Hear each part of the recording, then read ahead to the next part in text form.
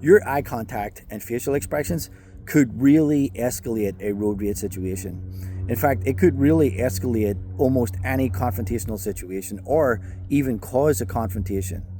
So here's the problem is, a lot of people out there don't understand the mind of a broken man.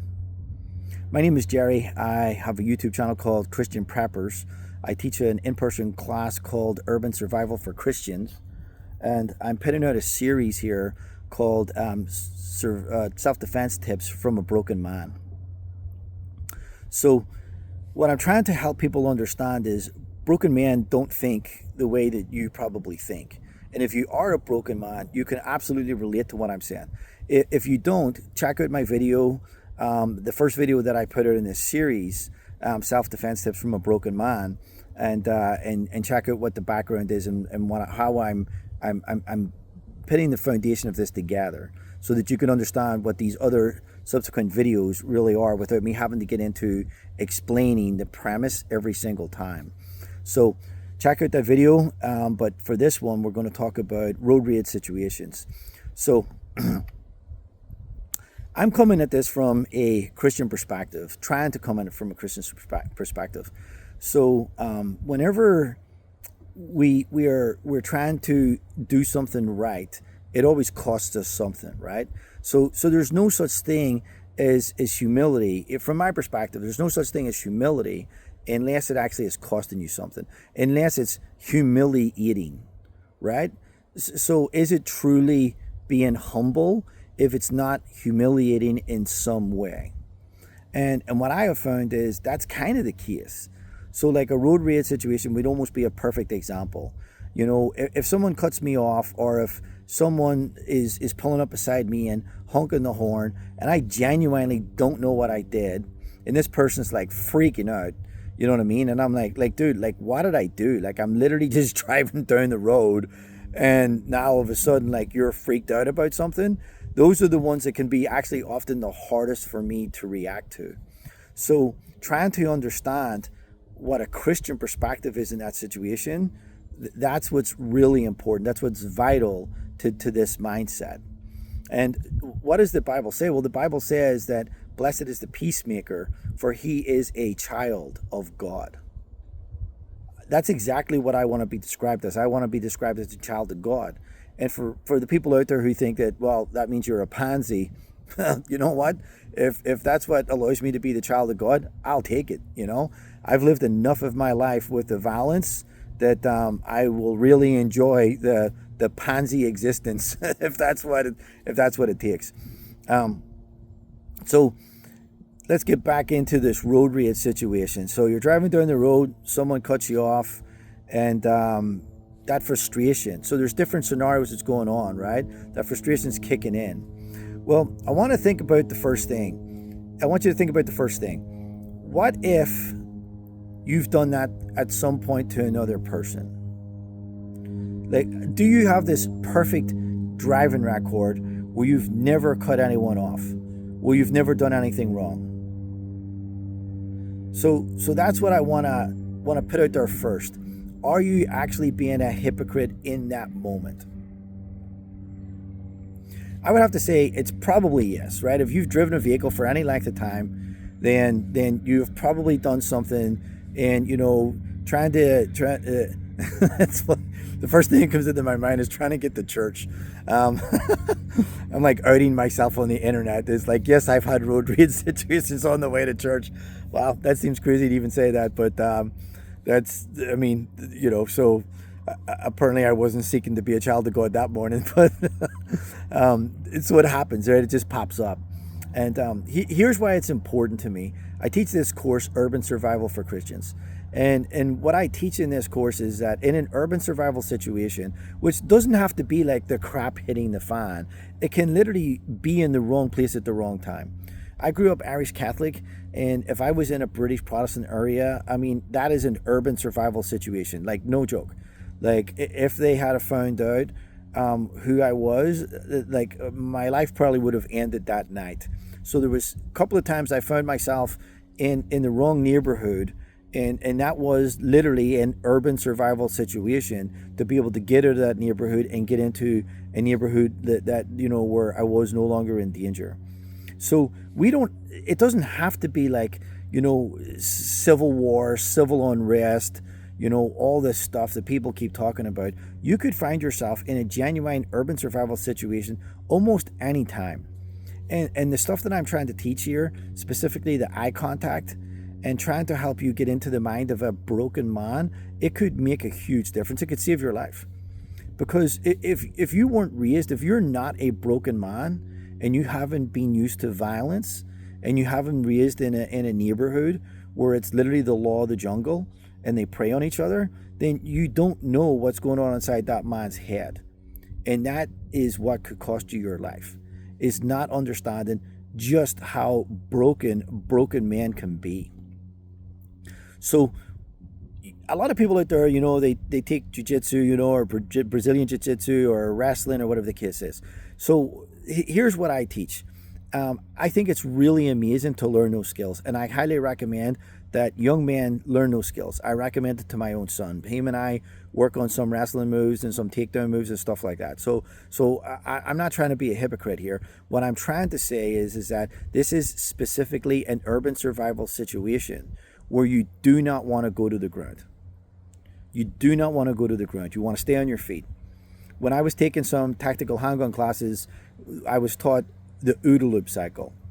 Observe, orientate, decide, and act. And I think it's a great way, it's a great acronym to help you understand how you're supposed to react in a high stress threat situation. So that's what I teach. It's pretty hard to observe and orientate if you're on the ground trying to choke some dude out.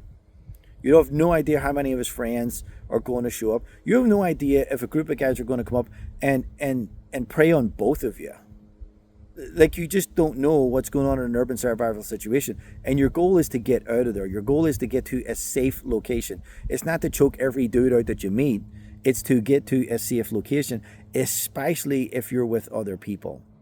You going to the ground could put your wife and your kids at risk. You got to stay on your feet in an urban survival situation. I'm sure there's lots of guys out there who disagree with it. Leave a comment. Let me know. It would be great to kind of hash this out. But this is my perspective. So we're trying to be peacemakers. And if you're trying to teach yourself from an urban survival situation, then why not use the road rage scenario? I have literally been with people in a vehicle that are like the calmest human beings I've ever met, never heard them swear. And I just so happened to be in a vehicle with them this day, and they get cut off.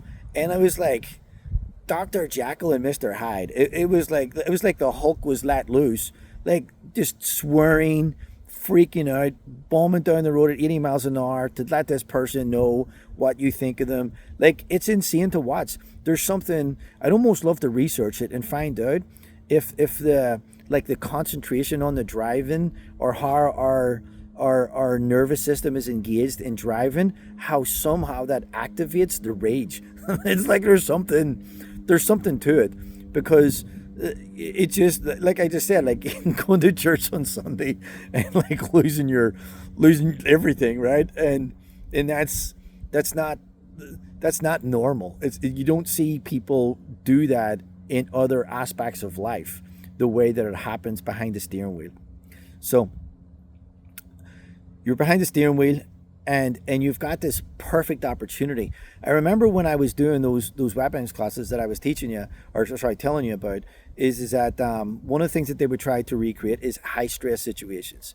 Well, it's really hard to create a high stress situation. So what they're trying to do is, we've got these blocks and we're stepping up and down. We're getting down on the ground. We're doing push-ups. We're doing sit-ups. We're running around like we're doing anything else to get fatigued, to try. And then you're going straight to the line and engaging the target. And there's multiple targets and different things going on. So you've got this level of engagement that's trying to stress out your nervous system, right? Trying to induce this physiological response that under a high stress situation, it's kind of similar. And I think it's great to do that. I still don't think it's I still don't think it's the same thing. I think it can get close, but I don't think it's the same thing. I think something that's really awesome is the road rage situation is something that you're almost guaranteed to experience in the not too distant future. And this is a genuine opportunity to train yourself. This is a genuine opportunity to train your nervous system, to control your physiological response. So even if you're out there and you're one of those men that think, oh, that's too much of a pansy, I can't do that, I gotta let this guy know what he did wrong, you're wasting an opportunity. You're wasting an opportunity to really get control of something that's very, very important to gain control of. So road rage is just, to me, it's the perfect training opportunity, and you're going to have to think about that in advance. So from a Christian perspective, I want to be a child of God. I want to be a peacemaker. 2, I don't want to be a hypocrite. I don't want to be freaking out over something that I've probably literally done myself. I want to be reasonable. And 3, which is still also really important, I want to use this as a training situation to see if I can gain control. Because if you can't, if you literally try and you find that this other person is causing you to lose your temper, it's you that's losing control. You're allowing outside stimuli to affect you that could affect you in a situation that could cost you your life. So this is a perfect opportunity. So person cuts you off. The worst ones for me is when I don't know what I've done. They literally, I want to go to, my frustration level skyrockets right away because I'm like, dude, what is your problem? That's the first thing that comes into my head. What is your problem? They can almost cut me off or whatever the case is, and I can have a better reaction than them coming up from behind or whatever else and acting like I just did something wrong. So right out the gate, I know that I have, even within road rage, I have different levels and degrees of triggers. So I got to work on that. So for me, breathing and praying, literally like, help me God. God, please help me to be calm. Help me to be peaceful. Because you know what? I may never see this person ever again. Some dude's freaking out. He thinks I did something wrong to him. What if I just let him go? He's probably on his way to California anyway. Just let him go, right? So what does it cost me? It doesn't actually cost me anything. But what if you use this genuinely high stress situation to learn how to control and discipline yourself for other genuinely high stress situations where you need to be in control, where you need to make sure you can stay on your feet. You need to make sure you can keep observing and not get tunnel vision. How many times have you been in a road rage situation and not realized there was another car or there was a cop? How many times does that happen? Because you get tunnel vision. So this is what's happening is you get locked in. And in an urban survival situation, you cannot get locked in. You have to be able to constantly do threat assessments. You have to have the most unbelievably high situational awareness that you are capable of. The highest level of situational awareness that you are capable of in those situations. So not getting locked in, not getting tunnel vision, not allowing your nervous system to dictate what you're doing and what you're about to do. You have to stay very fluid. So get cut off, guys freaking out, and swearing at you, the kiss is. I go into breathing and literally like, God, please help me. Please help me. But we're talking about eye contact here. How can eye contact escalate things? Sometimes just looking at the person and seeing what they're doing, that they're flipping you off, that they're getting all irate or whatever the case is. And I want you to think about this. A situation when somebody did something and you're the one that's really upset, and maybe you pull up next to them and they're kind of just looking straight. They're not engaging you. They're not looking at you. They're looking straight. They're just concentrating on the road. And it starts to become apparent that maybe this person just made a mistake, or they're just a moron. It's like whatever. You just don't understand, what's going on right now. But the thing is, they are not escalating, And the longer it kind of goes, maybe you honk your horn, you're trying to get their attention, you roll your window down. I had this one guy, so I've actually got really good at practicing this because I needed to, because I, like I just said, going to church, so do I need to say anything more? So I've actually got good at this, and it's got to the point where by ignoring guys, sometimes they open their window, and the one guy the last time, I don't know what it was like a milkshake or something that he threw and hit my truck, So, and even though I wasn't making direct eye contact, I was still, through my peripheral vision, observing what they were doing. So when I say don't make direct eye contact, you still want to be able to peripherally understand and see what movements they're making. A car's a pretty large thing. When it comes into your field of view, you can track it. You don't necessarily have to look right at the guy. You can track it. If you need to slow down, slow down. If you feel like you need to get off and just turn around, go down, get off at another exit and go right back again, do that. What difference does it make? If in order to train to get out of the situation, if you really strongly can consider it, this is a training exercise for urban survival, then just practice doing what you need to do. 3 lefts or 3 rights consecutively, that means you're probably being followed because you just went in a circle. So if you make 3 lefts, you make 3 rights, you're probably being followed. So now okay, this person has significant intentions, probably towards me. If I'm involved in a fight, I lived my life a different way before I accepted, God's grace into my life and started following Jesus. And if a guy squares up with me and I'm stacking back into the left because I'm offsetting, because most guys are right-handed. So I'm stepping back to the left because I'm offsetting his ability to make a good contact with me with his right hand.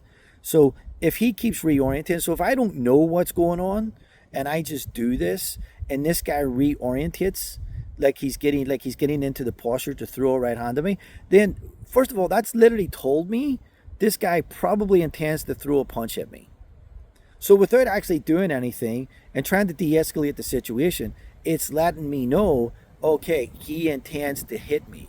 So now I'm looking for it. Now I'm kind of getting ready for it. And that helps me a lot to understand the situation. So it's the same on the road. You can still observe and see what a person's intentions are and be able to take maneuvers, to act. That A in OODA loop is act, right? So the loop part is just that the part of your brain process, right? Your process is going through that OODA loop cycle, and what you're trying to achieve is being able to do that quicker than he can. If you can do that quicker than he can, then you're already ahead of the game. You're ahead of him. You're a step ahead of him. And the best way that you will do that is by controlling whatever physiological response is trying to happen in your body, by controlling your nervous system. And for me, I really do like the breathing. I like the breathing. I just taking in the breath, hold it, let it come out nice and slowly. Taking it in, hold it, let it come out nice and slowly. It interdicts that physiological response that's happening in my body and prevents any continued dump of adrenaline or oxytocin, right? It's stopping that. Okay, so am I saying that right? Cortisol. I'm sorry. So I don't want to delete this part, so I'm just going to correct it here. So oxytocin is the happy hormone. It's cortisol is what I meant to say. So adrenaline and cortisol. So what you're doing is you're preventing the dump of adrenaline and cortisol in your body, and that allows your nervous system to function at the level of awareness that you want it to function at, so that you can keep doing threat assessments. You can keep performing situational awareness. Okay, so if you've been on the road and you've observed what other people did that actually caused you to de-escalate because they weren't escalating, that's the kind of stuff that you want to copy. So making this strong eye contact out your window with that other person, it's almost guaranteed to elicit some kind of verbal response. Some kind of verbal response from them. I remember, when before I was following the Lord, literally at some point, I just would like blow a kiss at a guy. and just watch him go into like a complete and utter meltdown. You know what I mean? That's an escalatory action. That's not a peaceful action. That's not a de-escalatory action. That's me escalating the situation by trying to take the dude off. So, and there's been many times that I've literally pulled my car over and confronted the people. That's absolutely what you never want to do. You never want to get out of your car. You have now put yourself at such significant risk that if you're training and practicing for an urban survival situation, like you have almost like punched your own ticket. Like if you do something like that. So you have this training opportunity. Don't make direct eye contact, but you want to make sure that out of your peripheral vision, you can still keep an eye on them, that you can still observe what's going on with their vehicle. And if you need to make a glance every once in a while, just try to fall back from their vehicle. If you're trying to truly observe what's going on, you want to get their license plate or whatever the case is, just fall back a little bit.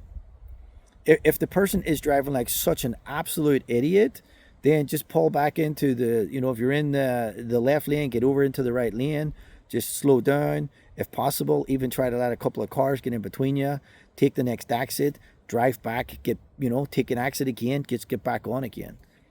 Like just try to do it in such a way where you're giving this other person every opportunity to calm down because you're not acting aggressive. And let's just say what it is, right? Maybe your actions have the appearance of submission, but what if you're just simply saying, hey, I'm sorry, especially if you caused whatever it is. I'm sorry. I don't want to escalate this. I have no intention to escalate this. I'm sorry. Have a good day. You can make eye contact for that. And then you're just paying attention to the road. Because if you're not paying attention to the road, you're in a very dangerous situation. First of all, you're just in a dangerous situation. And if you're engaged in this guy, you're getting that tunnel vision. You're getting locked into him. Like you would with a fight in the street. You're getting locked into the person and you don't know if his buddies are coming out from every corner. Like you just do not know what's happening. You don't know if someone's coming up to your wife and kids because you're so focused on choking this guy out. So this is a really amazing opportunity to dial in training yourself and de-escalating. The eye contact is a massive part of it. It's hard for him, especially if he's a broken man or just in a rage in that moment. It's hard for him to escalate if you're not making that strong eye contact and challenging him. Okay, so I think, let me know in the comments what you think of this.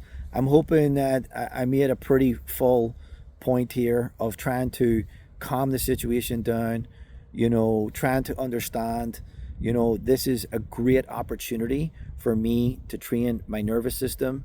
I'm just trying to think of, I spoke about, when I was doing the weapons training, I'm going to put it in there and it's at the end. So if not, hey, thanks for checking out my video.